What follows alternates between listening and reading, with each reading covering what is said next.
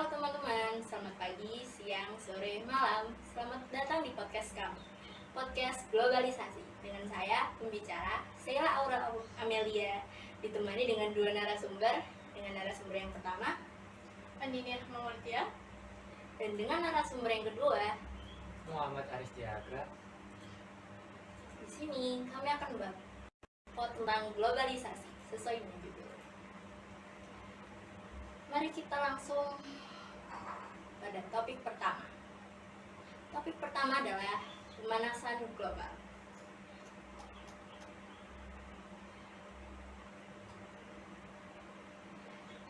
Banyak musibah yang menimpa, mulai kebakaran dan banjir dan lain-lain.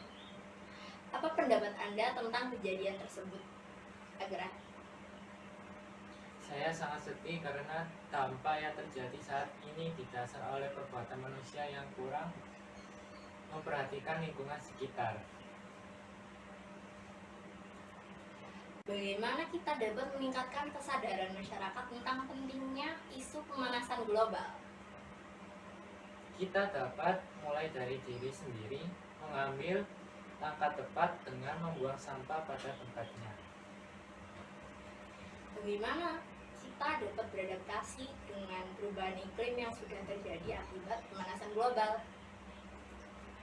Kita dapat memakai pakaian yang nyaman seperti kaos dengan bahan katun, mengetahui suhu ruangan untuk mencegah serangan panas. Oke, terima kasih atas jawabannya narasumber Agra. Mari kita mulai fokus ke topik kedua dengan narasumber Andini. Pertanyaannya yang pertama, bagaimana kondisi sungai secara umum? Apakah airnya berwarna, berbau, atau penuh sampah? warna air di sungai akan sangat biru, hijau, kehitaman, berbau busuk. Sungai yang tercemar oleh sampah menjadi tempat berkembang biaknya bakteri dan beragam penyakit. Ini meningkatkan resiko penyakit seperti diare, kolera, dan infeksi kulit bagi masyarakat sekitar.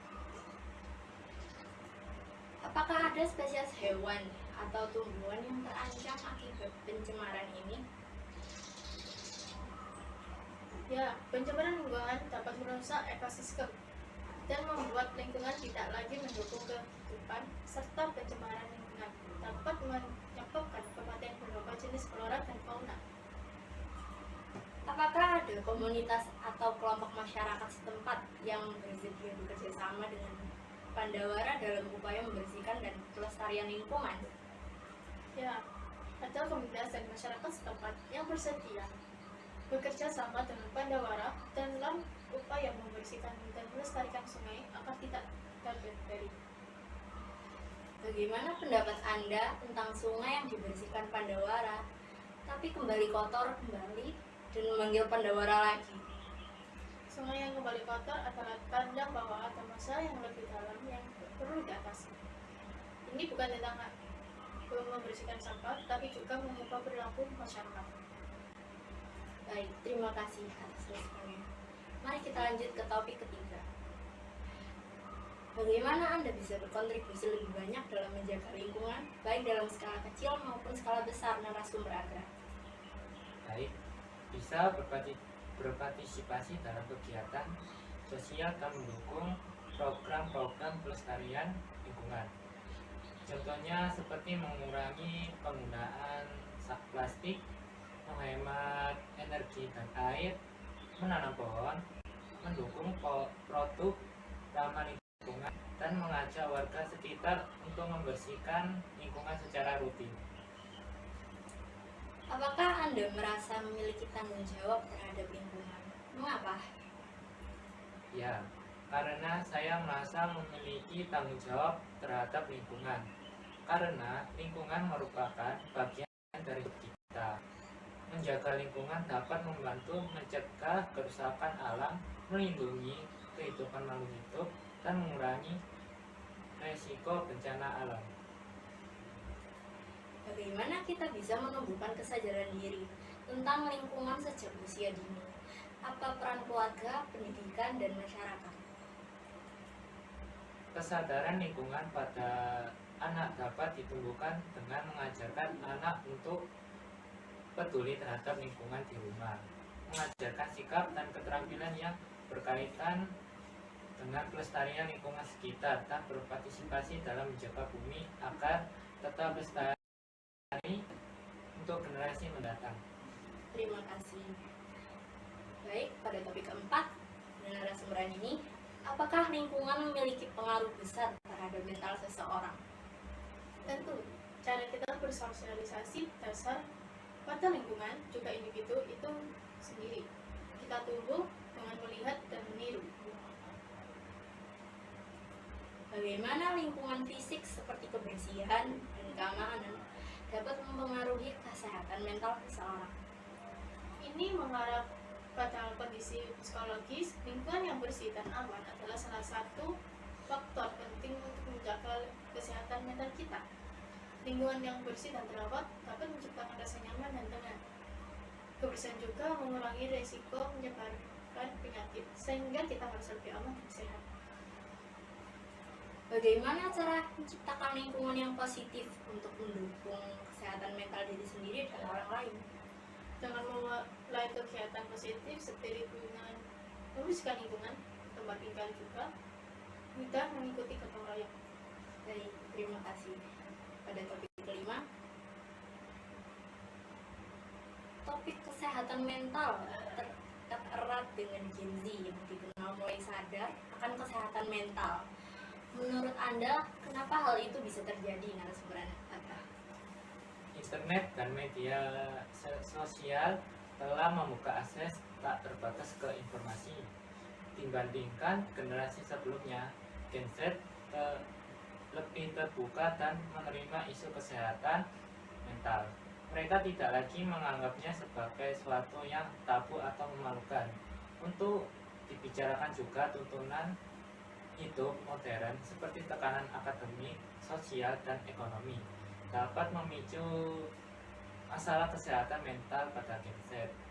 Mereka lebih sadar akan tekanan ini dan mencari cara untuk mengatasinya. Bagaimana Gen Z mengatasi stigma seputar masalah kesehatan mental?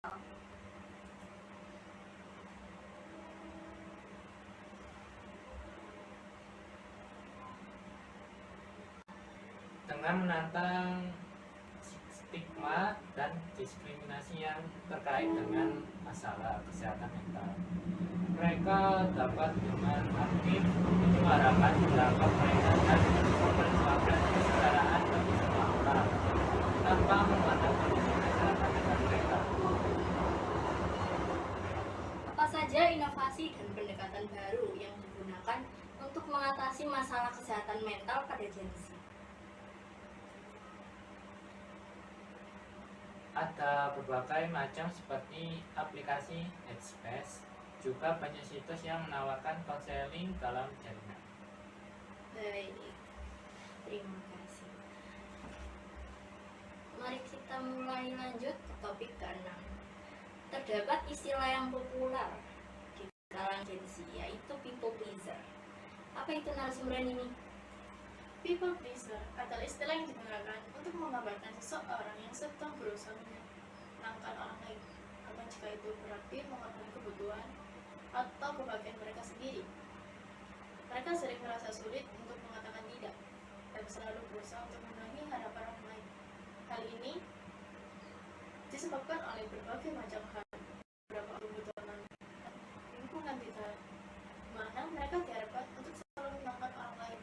Misalnya, dalam keluarga yang mereka sangat menekankan tempo kesopanan dan menghindari konflik, anak-anak mungkin belajar untuk selalu mengutamakan kebutuhan orang lain di atas kebutuhan mereka sendiri. Ada juga karena takut dengan penolakan dan ingin menghindari konflik dengan orang lain. Begitu. Bagaimana cara mengatasinya? Dengan memulai membangun boundaries adalah batasan yang kita buat untuk diri kita sendiri untuk melindungi kesehatan fisik dan mental kita, serta untuk menjaga hubungan yang sehat dengan orang lain. Batasan membantu kita menentukan apa yang boleh dan tidak boleh kita terima dari orang lain, serta apa yang kita sedia dan tidak bersedia melakukan. Baik. Bagaimana cara membangun batasan jika kita tidak tahu batasan yang bisa kita terima? Kita bisa memulai dari hal kecil, dari apa yang kita suka dan disukai kita. Lebih sadar akan perasaan kita, batasan bisa berubah seiring berjalannya waktu dan tidak ada salahnya mencoba. Mari kita move ke topik ketujuh. Sepertinya Gen Z generasi rawan mati ya. Terdapat banyak bunuh diri dari kalangan Gen Z. Gen Z tumbuh di digital di media sosial yang berkembang pesat. Mereka menghadapi tantangan unik seperti tuntunan hidup modern, perbandingan sosial, dan perubahan teknologi yang cepat. Beberapa penelitian menunjukkan bahwa Gen Z lebih rentan terhadap masalah kesehatan mental dibandingkan generasi sebelumnya. Namun, penting untuk diingat bahwa setiap generasi memiliki tantangan dan kelebihannya masing-masing. Bagaimana kita dapat memahami dan mendukung Gen Z dalam menghadapi tantangan mereka? Cukup dengan menjadi pribadi dan pendengar yang baik dan menghargai mereka. Baik. Terima kasih atas jawaban dari kedua narasumber. Mari kita akhiri sesi podcast hari ini dengan saya, pembicara Sheila Aura Amelia. Sampai jumpa.